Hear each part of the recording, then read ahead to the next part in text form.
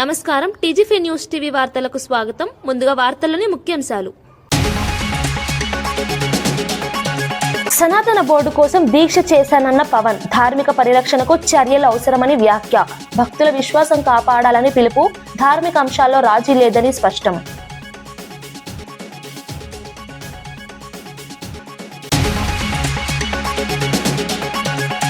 సాగునీటి ప్రాజెక్టులపై చర్చకు హరీష్ సవాల్, మైకులు కట్ చేయకుండా అసెంబ్లీలో చర్చ, ప్రజలే న్యాయ నిర్ణేతలని వ్యాఖ్య, పారదర్శకత కోరిన మాజీ మంత్రి.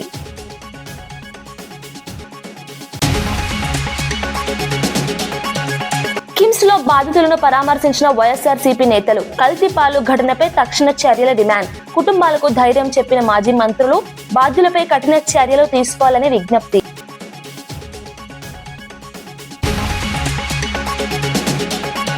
నగ్న రాజకీయాల వ్యాఖ్యపై రాహుల్ కౌంటర్, అహింసాత్మక నిరసన ప్రజాస్వామ్య హక్కు అని వ్యాఖ్య, ట్రేడ్ డీల్ పై ప్రభుత్వం సమాధానం చెప్పాలని డిమాండ్, నిరసన హక్కును గౌరవించాలని పిలుపు.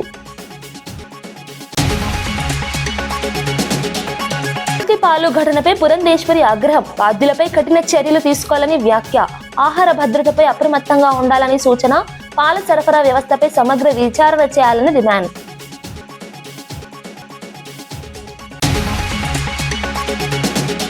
రాజమండ్రిలో కల్తీ పాలు ఘటనలో అనారోగ్యానికి గురై కిమ్స్ ఆసుపత్రిలో చికిత్స పొందుతున్న బాధితులను వైఎస్ఆర్సీపీ నేతలు పరామర్శించారు.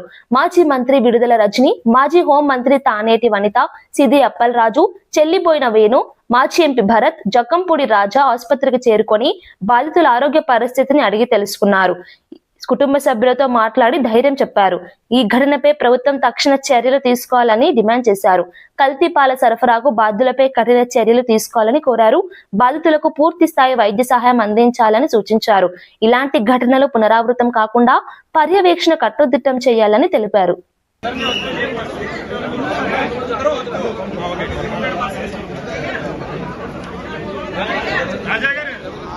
కలెక్టరేట్ పరిధిలోని వెలుగుమట్లలో 62 ఎకరాల భూదాన్ భూముల్లో నివసిస్తున్న సుమారు 2000 మందిని ఖాళీ చేయించడంపై వివాదం చెలరేగింది. కొంతమంది కాంట్రాక్టర్ల ప్రయోజనం కోసం కాంగ్రెస్ ప్రభుత్వం అన్యాయంగా వ్యవహరిస్తోందని అడ్వకేట్ సుగుణరావు ఆరోపించారు. 15 సంవత్సరాల క్రితం పేదలకు పట్టాలు ఇచ్చారని, హైకోర్టు కూడా వారికి హక్కులకు సమర్థించిందని తెలిపారు.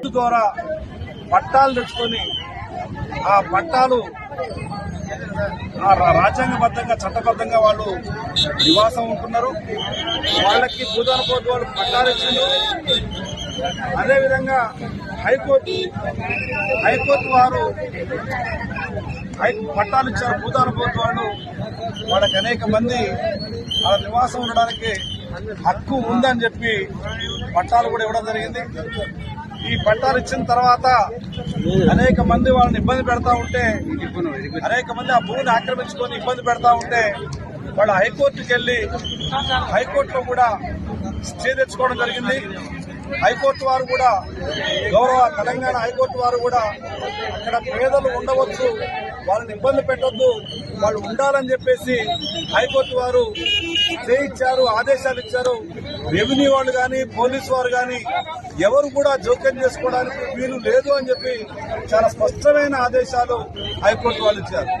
అంతేకాదు హైకోర్టులో వాళ్ళకి నీళ్లు ఇవ్వండి, కరెంట్ ఇవ్వండి, వాళ్ళ చీకట్లో మగ్గొద్దు, వాళ్ళ చిన్న పిల్లలు ఉన్నారు, వాళ్ళకి స్కూల్ ఏర్పాటు చేయండి, హాస్పిటల్ ఏర్పాటు చేయండి, కరెంట్ ఇవ్వండి, నీళ్లు ఇవ్వండి అని చెప్పేసి కూడా హైకోర్టు వాళ్ళు ఆదేశాలు ఇచ్చారు. అదేవిధంగా lower court AI impact summit నేపథ్యంలో యూత్ కాంగ్రెస్ నిరసనలను ప్రధాని మోదీ నగ్న రాజకీయాలని విమర్శించగా లోక్సభ ప్రతిపక్ష నేత రాహుల్ గాంధీ ఘాటుగా స్పందించారు. అహింసాత్మక నిరసనలు ప్రజాస్వామ్యానికి పునాది అని పేర్కొన్నారు. శాంతియుతంగా నిరసన తెలిపిన కార్యకర్తలను అవమానించడం సరికాదన్నారు. అమెరికాతో ట్రేడ్ డీల్ విషయంలో ప్రభుత్వం దేశాన్ని అవమానించిందని ఆరోపించారు. ఎప్స్టీన్ ఫైల్స్ ఆరోపణలు కూడా ప్రస్తావిస్తూ ప్రభుత్వం సమాధానం చెప్పాలని డిమాండ్ చేశారు. నిరసన హక్కును గౌరవించాలని హితవు పలికారు. ప్రజాస్వామ్య విలువలను కాపాడాలని పిలుపునిచ్చారు. ये शर्म की बात, देश को आपने बेचा है. पहली शर्म की बात जो यूएस के साथ आपने ट्रेड डील की है, जिसमें हिंदुस्तान को कुछ नहीं मिला और हमारा पूरा देश आपने अमेरिका को बेच दिया है. हमारे देश का डेटा दे दिया, किसानों को खत्म कर दिया, टेक्सटाइल इंडस्ट्री बर्बाद कर दी. ये शर्म की बात. दूसरी शर्म की बात, एप्स्टीन जो पीडोफाइल है, उसकी फाइलों में, उसकी ईमेल में आपका नाम, आपके मंत्रियों का नाम और आपके दोस्तों का नाम, तीनों का एक साथ आ रहा है। ये है दूसरी शर्म की बात। और तीसरी शर्म की बात, अदानी पे जो केस चल रहा है, पूरा देश जानता है कि वो अदानी पर नहीं, बीजेपी और आपके फाइनेंशियल आर्किटेक्चर पर केस है और पूरा देश। రాజమండ్రిలో కల్తీ పాలు కారణంగా నలుగురు మరణించిన ఘటనపై ఎంపీ దగ్గుబాటి పురంధేశ్వరి తీవ్ర ఆగ్రహం వ్యక్తం చేశారు. ఈ ఘటన కనువిప్పు కావాలని పేర్కొన్నారు. ఆహార భద్రత విషయంలో అధికారులు అప్రమత్తంగా వ్యవహరించాలని సూచించారు. బాధ్యులపై కఠిన చర్యలు తీసుకోవాలని డిమాండ్ చేశారు. ప్రజల ఆరోగ్యాన్ని ప్రమాదంలో పెట్టే వారిని ఉపేక్షించకూడదన్నారు. పాల సరఫరా వ్యవస్థపై సమగ్ర విచారణ జరిపి నివేదిక ఇవ్వాలని కోరారు. ఇలాంటి ఘటనలు పునరావృతం కాకుండా కట్టుదిట్టమైన చర్యలు అవసరమని స్పష్టం చేశారు.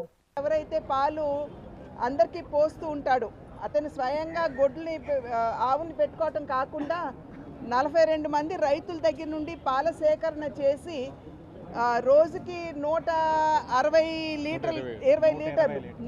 లీటర్లు ఈ ఇళ్ళకి పోస్తూ ఉంటారు. 106 ఇళ్ళకి పోస్తూ ఉంటాడు. ఆ సందర్భంలో అతను ఏదైతే రాత్రి సేకరించిన పాలు డీప్ ఫ్రీజర్లో, అంటే చిల్లింగ్ కోసం అని చెప్పి చల్లగా ఉండాలి, పాడవకూడదు అనేటువంటి ఆలోచనతోటి చిల్లర్లో ఏదైతే ఈ పాలు అతను నిల్వ చేస్తూ ఉంటాడో దాని నుండి అక్కడ 10వ తరగతి ఫలితాల్లో జిల్లాను అగ్రస్థానంలో నిలిపేందుకు సమన్వయంతో కృషి చేయాలని జిల్లా కలెక్టర్ రాజర్షి షా పిలుపునిచ్చారు. వీడియో కాన్ఫరెన్స్ ద్వారా తల్లిదండ్రులతో మాట్లాడి పరీక్షల ప్రాధాన్యత వివరించారు. విద్యార్థులకు ప్రత్యేక తరగతులు నిర్వహిస్తున్నామని తెలిపారు. ప్రోటీన్ స్నాక్స్ అందిస్తూ ఆరోగ్యంపై దృష్టి సారిస్తున్నామని చెప్పారు. మొబైల్ టీవీలకు దూరంగా ఉంచి చదువుపై దృష్టి పెట్టాలని సూచించారు. యోగా, ధ్యానం ద్వారా మానసిక స్థైర్యం పెంచాలని తెలిపారు. ఉపాధ్యాయులతో తల్లిదండ్రులు నిరంతరం సంప్రదించాలని కోరారు. 100% ఉత్తీర్ణత సాధించాలనే లక్ష్యంతో అందరూ కలిసికట్టుగా పనిచేయాలని ఆకాంక్షించారు. తర్వాత వాళ్ళకి కొంత మనం ఈ మార్గదర్శనం ఇవ్వాలి, తల్లిదండ్రులు కానీ టీచర్స్ కూడా. దాట్ ఏమైనా సబ్జెక్ట్, మ్యాథ్స్ ఇందాక చెప్పినాము, మ్యాథ్స్ కానీ ఫిజికల్ సైన్స్ కానీ బయో సైన్స్ కానీ ఏమైనా సబ్జెక్ట్లో వెనక ఉన్నారు అంటే దయచేసి అక్కడ ఉన్న టీచర్ ఉపాధ్యాయులతో అడిగి దానికి పరిష్కారం చేయాలి. అవి చేస్తేనే మనం ఏవైతే సమస్యలు ఉన్నాయో పరిష్కారం చేయగలుగుతాం. లేదు అటువంటి ఫ్రెండ్తో కూడా, అటువంటి దోస్తుతో కూడా మాట్లాడి మనం మన సమస్యలు ఏవైతే ఉన్నాయో పరిష్కారం చేయాలి.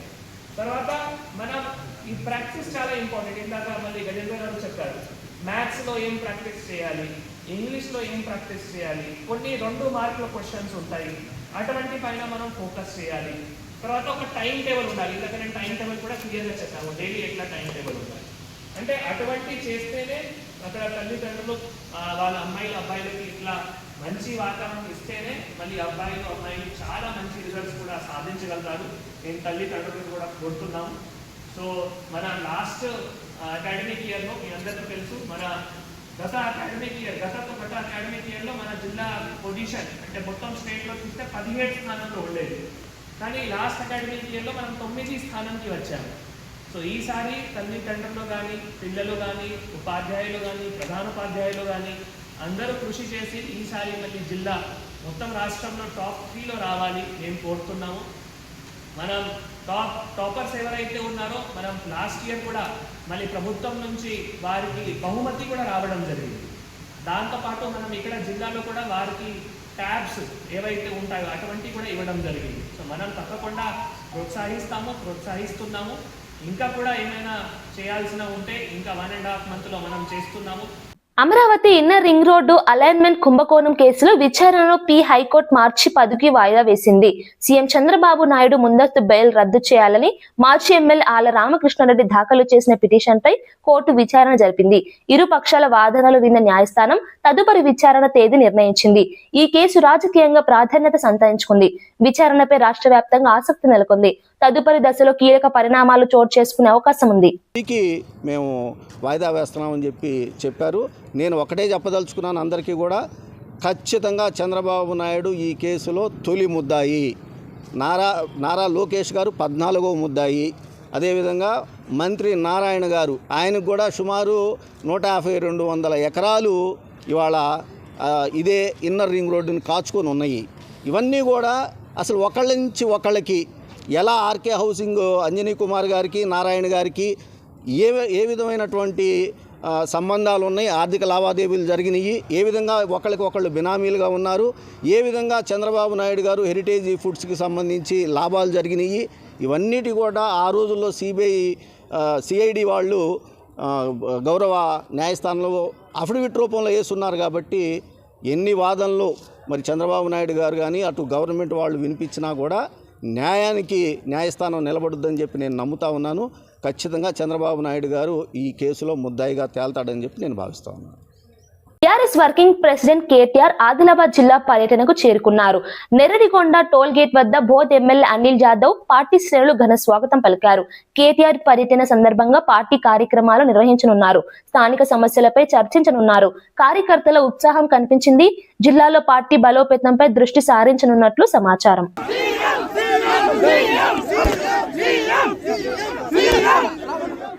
సుందరీకరణలో భాగంగా కిస్మత్పుర దర్గా ప్రాంతాల్లో భూ సేకరణకు నోటిఫికేషన్ జారీ చేసినట్లు ఆర్డీఓ వెంకటరెడ్డి తెలిపారు. బఫర్ జోన్ లో ఉన్న మధు పార్క్ అపార్ట్మెంట్ సహా ఇతర నిర్మాణాలను మార్కెట్ రేట్ ప్రకారం నష్టపరిహారం చెల్లించి స్వాధీనం చేసుకుంటామని స్పష్టం చేశారు. మొత్తం 83 ఎకరాల భూ సేకరణను పారదర్శకంగా చేపడతామని తెలిపారు. ప్రజాభిప్రాయం సేకరించిన తర్వాతే ప్రక్రియ పూర్తి చేస్తామని పేర్కొన్నారు. ప్రాజెక్టు వల్ల నగర అభివృద్ధికి మేలు జరుగుతుందని చెప్పారు. కిస్మత్పూర్ విలేజ్ అండ్ దర్గా ఖలీజ్ఖాన్ గ్రామాలలో భూసేకరణ చేయడానికి ప్రాథమిక నోటిఫికేషన్ ఇవ్వడం జరిగింది. దాంట్లో దర్గా ఖలీజ్ఖాన్లో 24 ఎకరాల 38 గుంటలు, కిస్మత్పూర్లో 19 ఎకరాల 10 గుంటలకు సంబంధించి మనం ప్రాథమిక నోటిఫికేషన్ ఇవ్వడం జరిగింది. అయితే ఈ 2 గ్రామాలకు సంబంధించి ఏదైతే మనకి రిక్వియేషన్ MRDCL నుంచి రావడం జరిగిందో దానికి సంబంధించి చూసినప్పుడు ఈ 2 గ్రామాలలో నోటిఫై చేసిన ఏరియా అంతా కూడా బండు కింద 500 మీటర్స్ లోపల ఉన్న ఏరియాకి సంబంధించిన ప్లేస్ అది. So as per existing rules ప్రకారము బండు కింద 500 మీటర్ల లోపు కన్స్ట్రక్షన్స్ ప్రొహిబిటెడ్ ఏరియా అది. భవిష్యత్తులో కానీ ఇప్పుడున్న రూల్స్ ప్రకారం కానీ అక్కడ ఎలాంటి నిర్మాణాలు చేయడానికి అవకాశం లేదు. సో ఇటువంటి భూమిని భూసేకరణ చేసి ఆ భూమిని కోల్పోతున్న రైతులకు కూడా మెరుగైన నష్టపరిహారం చెల్లించి తీసుకోవడానికి ప్రభుత్వము ఏదైతే మూసి సుందరీకరణలో భాగంగా ఈ యొక్క భూసేకరణ కార్యక్రమాన్ని చేపట్టడం జరిగింది. అందులో ముఖ్యంగా ఏదైతే 500 మీటర్ల లోబడి యొక్క నిర్మాణాలకు అనుమతి లేని ప్రాంతం ఏదైతే ఉందో ఆ ప్రాంతానికి సంబంధించి మనము బండి కింద, ముఖ్యంగా ఈ బండి కింద 500 మీటర్ల లోపు కన్స్ట్రక్షన్ అవకాశం లేదు. సో దానికి సంబంధించి ఆ భూమిని సేకరించడానికి మనము భూసేకరణ ప్రక్రియను చేపట్టడం జరిగింది. అంతేకాకుండా ఎగ్జిస్టింగ్ నిబంధన ప్రకారం ఏదైతే ఉందో మూసీ రివర్ కానీ ఈసా రివర్ కానీ 50 మీటర్ల బఫర్ జోన్ వరకు మాత్రమే మనము భూసేకరణ చేయడానికి ప్రక్రియ ప్రారంభించడం జరిగింది. అయితే ఇప్పుడు మనం నోటిఫై చేసిన ఏరియా ఏదైతే దర్గా ఖలీజ్ఖాన్ కానీ కిస్మత్పూర్ ఏరియా కానీ ఇది 500 మీటర్ల బండి కింద ఉంది, వితిన్ ద 500 మీటర్స్లో ఉంది. ఇది కన్స్ట్రక్షన్కి అవకాశం లేదు. అంతేకాకుండా మనము బండ్లగూడ జాగీర్, అలాగే ఉప్పర్పల్లి, హైదర్గూడలో కూడా మనము ఒక 42 ఎకరాలకి ప్రాథమిక నోటిఫికేషన్ ఇవ్వడం జరిగింది. ముఖ్యంగా దీంట్లో బండ్లగూడ జాగీర్కి సంబంధించి మధు రిజ్ పార్క్ సంబంధించి వాళ్ళకి 6.5 ఎకరాల వరకు అపార్ట్మెంట్స్ నిర్మాణంలో ఉంది. దాదాపు 425 ఫ్లాట్స్ కూడా అందులో ఉన్నాయి. దానికి సంబంధించి వెరిఫై చేసినప్పుడు దాదాపు వారికి ఉన్న 6.5 ఎకరాలలో 2.5 ఎకరాల పైబడి కూడా 50 మీటర్ బఫర్ జోన్లో వస్తుంది. దాదాపు 30 నుంచి 40% ఫ్లాట్స్ బఫర్ జోన్లో ఉన్నాయి. గతంలో వారు కన్స్ట్రక్షన్ చేసినప్పుడు అనుమతుల మేరకే కన్స్ట్రక్షన్ చేసి దాంట్లో నిర్మాణం కంప్లీట్ చేసినామని చెప్పేసి చెప్పడం జరిగింది. ఆ రోజుల్లో అనుమతులు కూడా తీసుకున్నామని కూడా చెప్పడం జరిగింది. అయినప్పటికీ ప్రభుత్వము హైదరాబాద్ సైబర్ క్రైమ్ పోలీసులు ఆపరేషన్ ఆక్టోపస్ పేరుతో దేశవ్యాప్తంగా భారీ నెట్వర్క్ ను ఛేదించారు. 16 రాష్ట్రాల్లో ఒకేసారి దాడులు నిర్వహించి 104 మంది నిందితులను అరెస్ట్ చేశారు. వీరిలో బ్యాంకు అధికారులు కూడా ఉండటం కలకలం రేపింది. నిందితులపై మొత్తం 1055 కేసులు నమోదయ్యాయి. ఇప్పటి వరకు సుమారు 127 కోట్ల రూపాయల మోసాలకు పాల్పడ్డట్లు పోలీసులు వెల్లడించారు. వారి వద్ద నుంచి 36 లక్షల నగదు 200కు పైగా మొబైల్ ఫోన్లు స్వాధీనం చేసుకున్నారు. ఆన్లైన్ మోసాలు, ఫిషింగ్, బ్యాంకింగ్ ఫ్రాడ్లపై దర్యాప్తు కొనసాగుతోంది. ఈ ఆపరేషన్ తో సైబర్ నేరాలకు పెద్ద దెబ్బ తగిలిందని పోలీసులు తెలిపారు.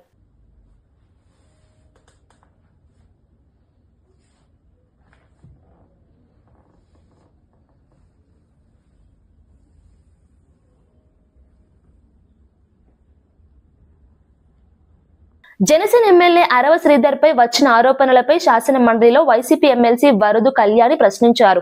ఒక మహిళ మీడియా ముందుకు వచ్చి తనపై 5 సార్లు బలవంతపు అబార్షన్ చేయించారని ఆరోపించిందని గుర్తు చేశారు. ఇలాంటి తీవ్రమైన ఆరోపణలు ఉన్నప్పటికీ పోలీసులు ఇప్పటి వరకు ఎందుకు చర్యలు తీసుకోలేదని నిలదీశారు. బాధితురాలికి న్యాయం జరగాలని డిమాండ్ చేశారు.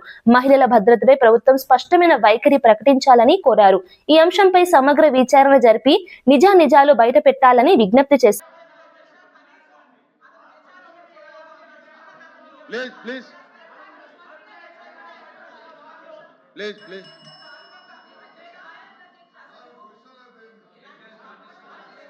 అమ్మా కళ్యాణ్ గారు మీరు వినిపించుకోవాలి.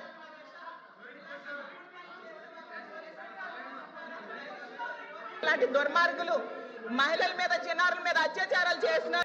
ప్రభుత్వ ఉద్యోగుల ఆరోగ్య భద్రత కోసం క్యాష్లెస్ ఎంప్లాయీ హెల్త్ స్కీమ్ అమలుకు మంత్రివర్గం ఆమోదు తెలిపింది.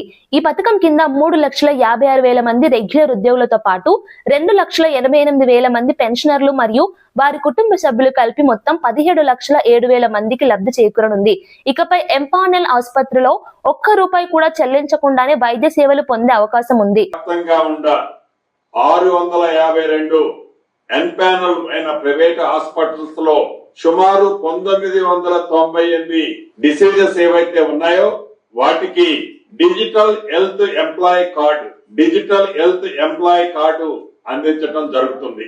దీని ద్వారా రాష్ట్రంలో ఉద్యోగస్తులు, పెన్షనర్స్, వారి కుటుంబ సభ్యులందరికీ ఈ రాబోయే ఈ 2-3 రోజుల నుంచి ఏ హాస్పిటల్లో ఏదైతే 652 హాస్పిటల్స్ ఎంపానల్ అయి ఉన్నాయో ఆ హాస్పిటల్స్ లో 1998 డిసీజెస్ కు సంబంధించిన దాంట్లో ₹1 కూడా వారి నుంచి ఛార్జీ లేకుండా, మళ్ళా వారికి తిరిగి హాస్పిటల్లో చెల్లించే కార్యక్రమం లేకుండా ఈ హెల్త్ కార్డు సిస్టమ్ ద్వారా వారి బేసిక్ పే ఏదైతే గతం నుండి ఉద్యోగస్తులు అడుగుతున్నారో వారి బేసిక్ దమ్ముంటే అసెంబ్లీలో మైకులు కట్ చేయకుండా, కెమెరాలు తిప్పకుండా సాగునీటి ప్రాజెక్టులపై చర్చ పెట్టాలని మాజీ మంత్రి ఎమ్మెల్యే హరీష్ రావు సవాల్ విసిరారు.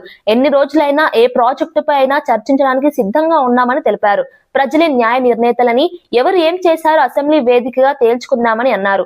ప్రభుత్వం పారదర్శకంగా వ్యవహరించాలన్నారు. సాగునీటి ప్రాజెక్టులపై వాస్తవాలు బయట పెట్టాలని డిమాండ్ చేశారు. ప్రతిపక్ష స్వరాన్ని అనగతొక్కవద్దని హెచ్చరించారు. 48 లక్షల ఎకరాలకు తెలంగాణలో సాగునీరు అందించి చూపాం. నువ్వేం చేసినావు 2.5 ఏళ్లలో? కనీసం 1 లక్ష ఎకరాలకు నీళ్ళు ఇచ్చినవా? మాటలు తప్ప చేతలు లేవు. గోదావరి మీద చర్చకు మేము సిద్ధం. మైక్ కట్ చేయొద్దు, కెమెరా తిప్పొద్దు, ఇది ఒక్కటే షరతు మాది, ఇంకేం లేదు.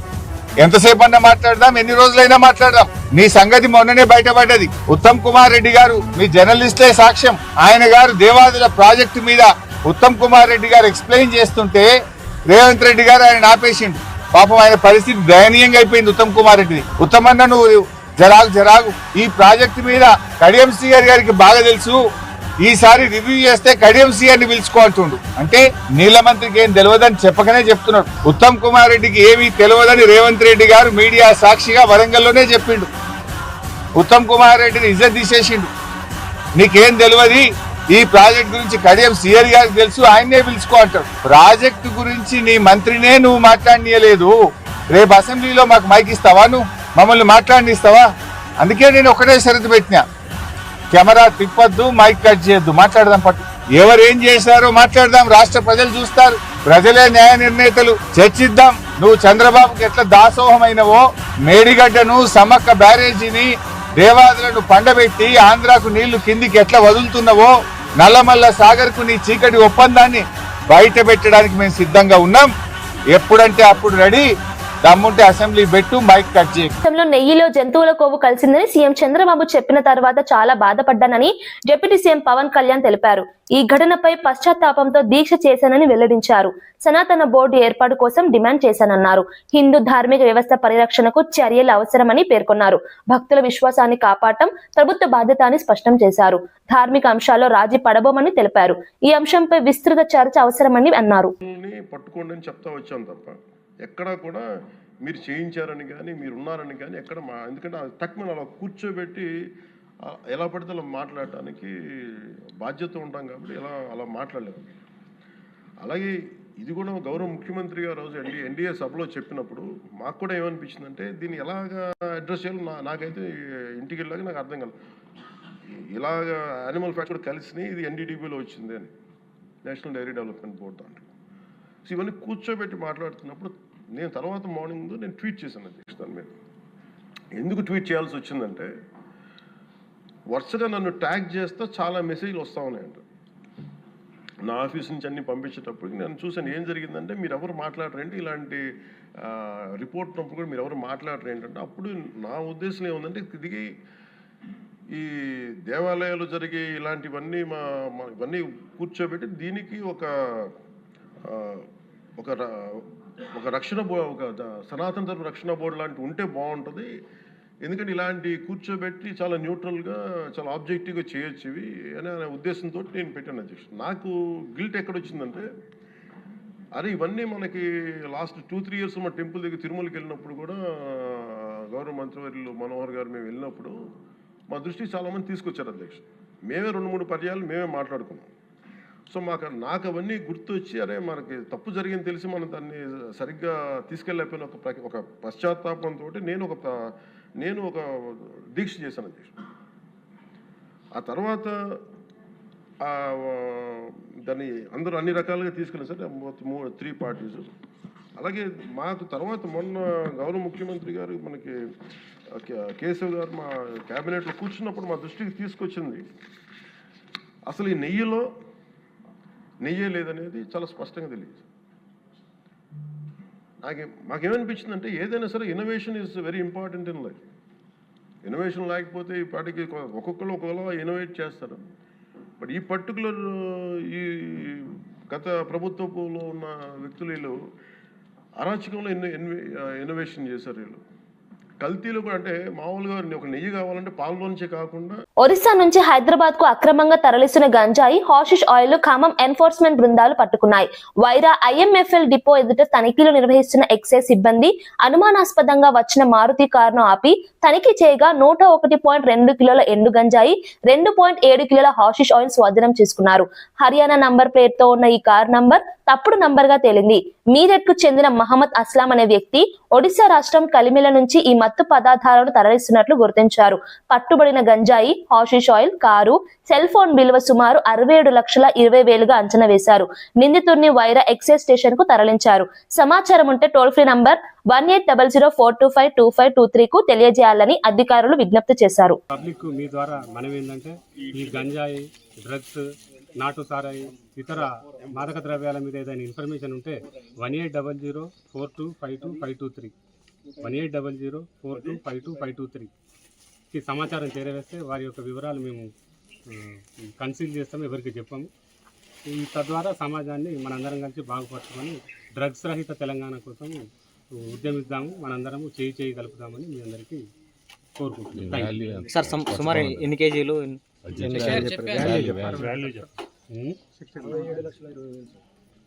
ఈ 101.5 కిలోల గంజాయి, 2.7 కిలోల హషిష్ ఆయిల్, ఒక కారు, ఒక మొబైల్, దీని యొక్క వర్త్ 67 లక్షల చిల్లర ఉంది.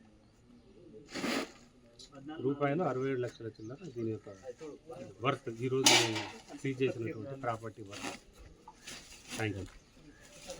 వార్తలు ముగించే ముందు ముఖ్యాంశాలు మరోసారి. సనాతన బోర్డు కోసం దీక్ష చేశానన్న పవన్, ధార్మిక పరిరక్షణకు చర్యలు అవసరమని వ్యాఖ్య. భక్తుల విశ్వాసం కాపాడాలని పిలుపు, ధార్మిక అంశాల్లో రాజీ లేదని స్పష్టం.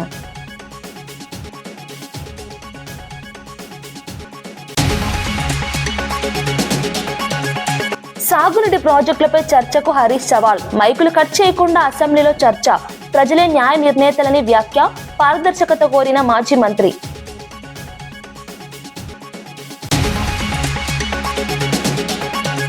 కిమ్స్ లో బాధితులను పరామర్శించిన వైఎస్ఆర్సీపీ నేతలు, కల్తీ పాలు ఘటనపై తక్షణ చర్యల డిమాండ్, కుటుంబాలకు ధైర్యం చెప్పిన మాజీ మంత్రులు, బాధ్యులపై కఠిన చర్యలు తీసుకోవాలని విజ్ఞప్తి.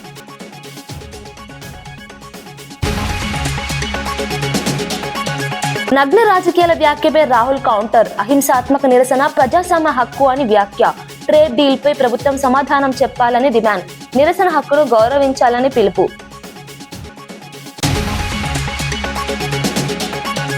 పాలు ఘటనపై పురంధేశ్వరి ఆగ్రహం, బాధ్యులపై కఠిన చర్యలు తీసుకోవాలని వ్యాఖ్య, ఆహార భద్రతపై అప్రమత్తంగా ఉండాలని సూచన, పాల సరఫరా వ్యవస్థపై సమగ్ర విచారణ చేయాలని డిమాండ్.